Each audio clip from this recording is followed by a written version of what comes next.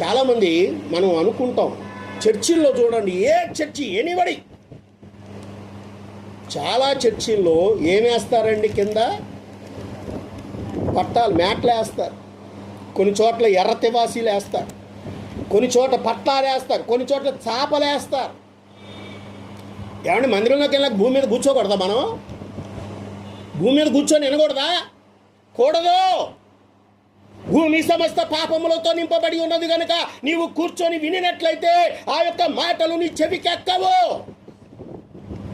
నీ కాలి పాదము కూడా భూమిని తాకకుండా ఉండడానికే ఆ మందిరాలు చర్చిల్లో నీకు వేసేది, అంతేగాని తెలియక కాదు.